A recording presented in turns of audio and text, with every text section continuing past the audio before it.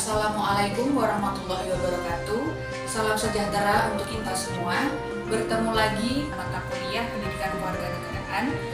Pada pertemuan kali ini kita akan membahas bab 5 Konstitusi dan Ketatanegaraan Indonesia. Pembahasan subbab sejarah perkembangan Konstitusi Indonesia.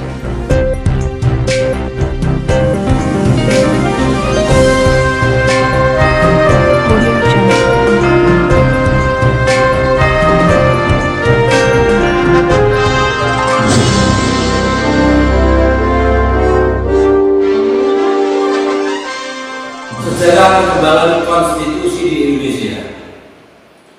Para pendiri negara telah sepakat untuk menyusun suatu pemerintahan negara kesatuan Republik Indonesia dengan sistem konstitusi, bukan bersifat absolut.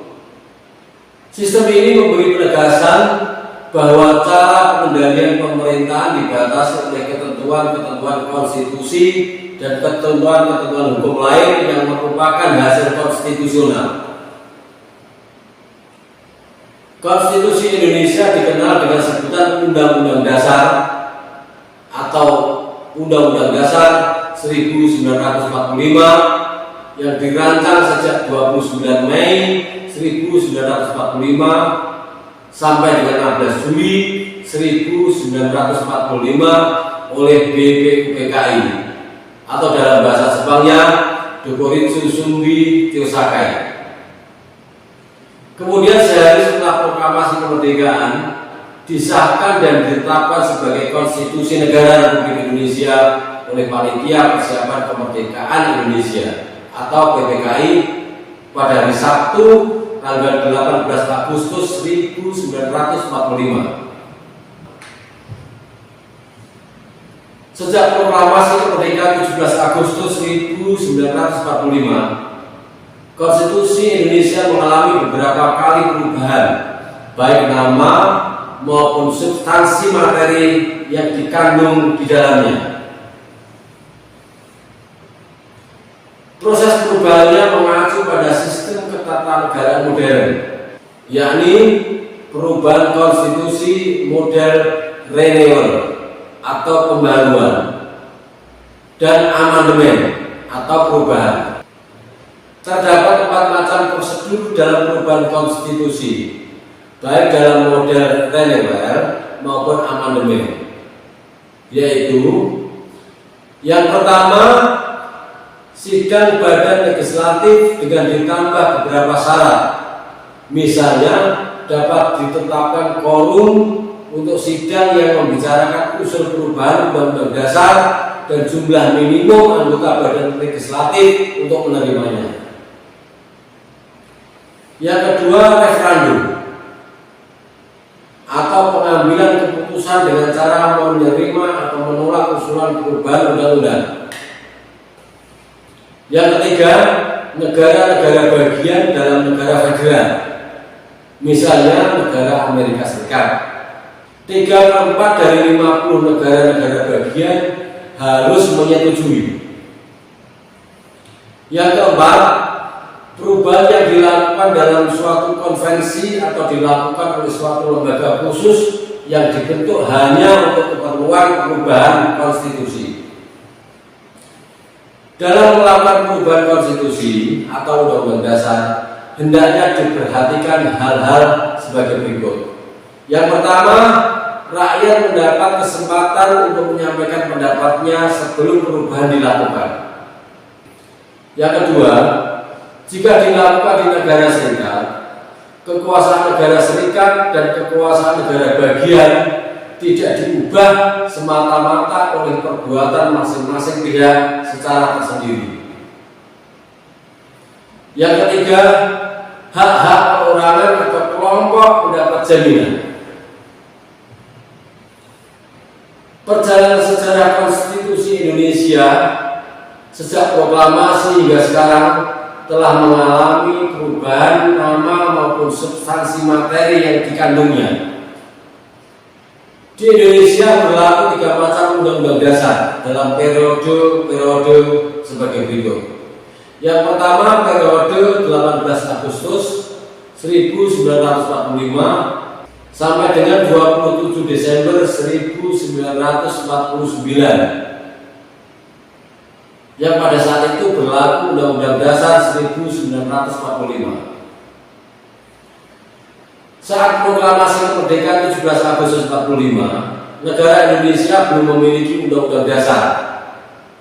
Sehari kemudian, yakni pada tanggal 18 Agustus 1945, PPKI mengesahkan dan menetapkan Undang-Undang Dasar 1945 sebagai buah karya BPUPKI sebagai Undang-Undang Dasar Negara Republik Indonesia. Namun dalam kurun waktu ini, Undang-Undang Dasar 1945 belum dapat dilaksanakan sepenuhnya karena Indonesia masih disibukkan dengan perjuangan mempertahankan kemerdekaan. Tanggal 14 November 1945 dibentuk Kabinet Semi Presidensial atau semi parlementer yang pertama. Sehingga peristiwa ini merupakan perubahan sistem pemerintahan agar lebih demokratis.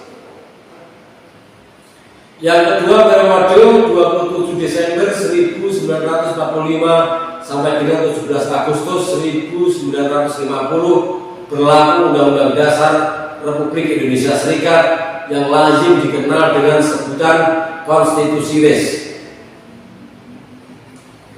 Konstitusi RIS merupakan konsekuensi perubahan bentuk negara Indonesia dari kesatuan menjadi serikat.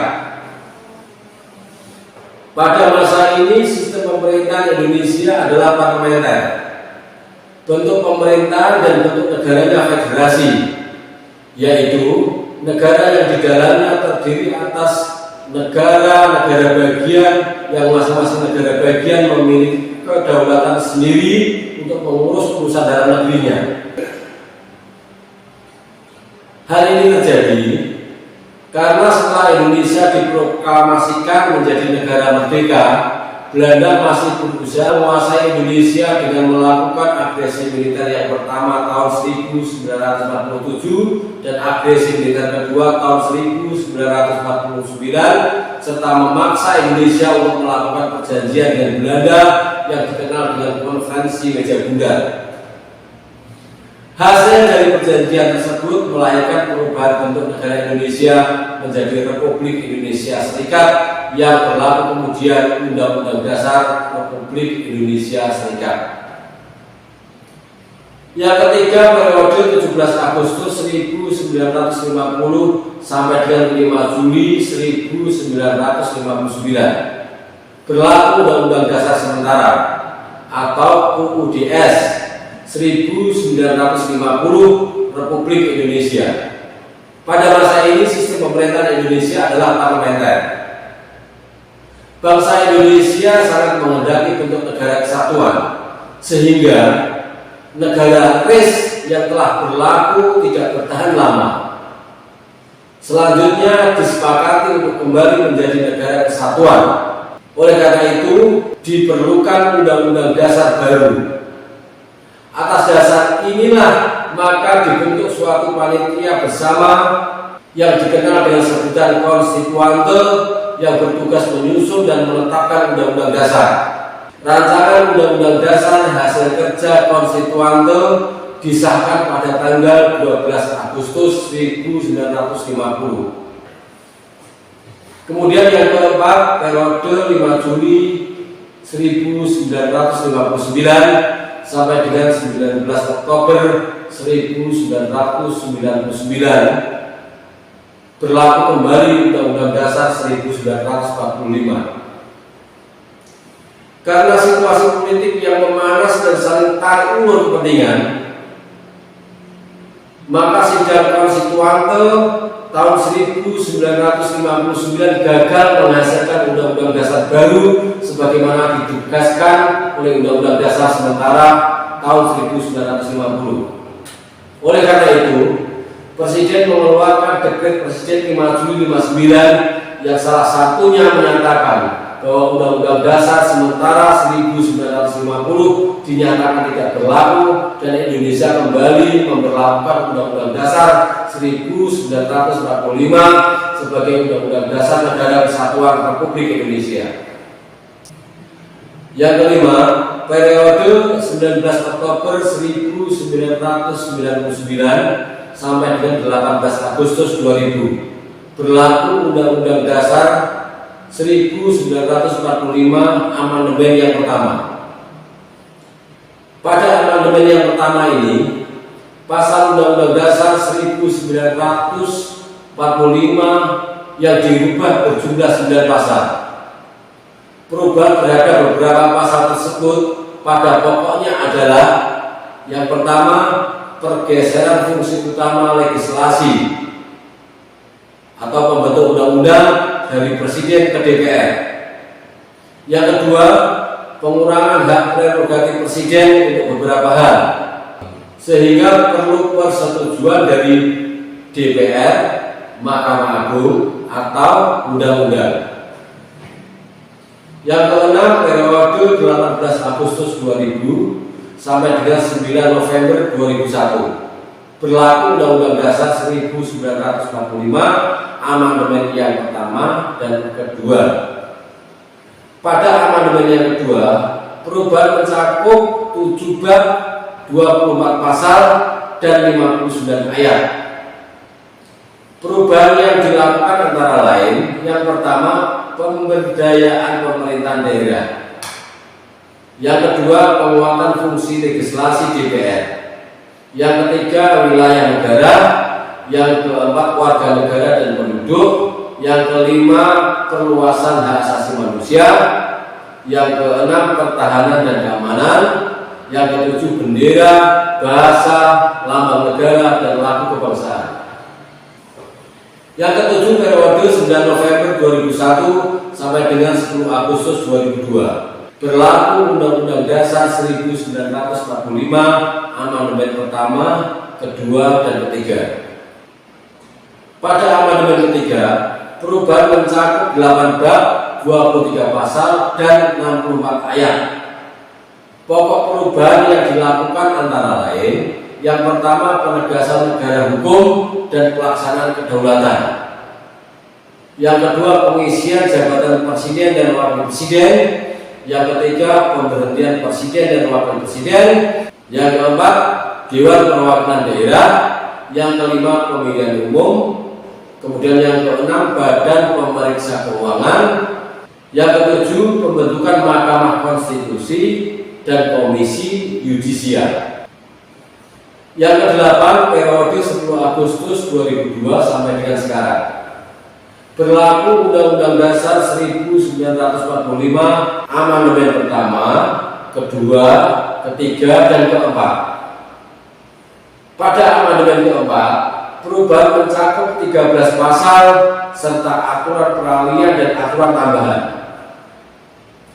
Perubahan yang dilakukan antara lain: yang pertama, penegasan bicameral system, yaitu DPR dan DPD. Yang kedua, prosedur penentuan pasangan presiden dan wakil presiden terpilih. Yang ketiga, pergantian presiden dan wakil presiden. Yang keempat, penghapusan DPA dan pembentukan One Team Press. Yang kelima, pendidikan dan kebudayaan. Keenam, perekonomian nasional dan kesejahteraan sosial. Yang ketujuh, aturan peralihan. Dan yang kedelapan, aturan tambahan.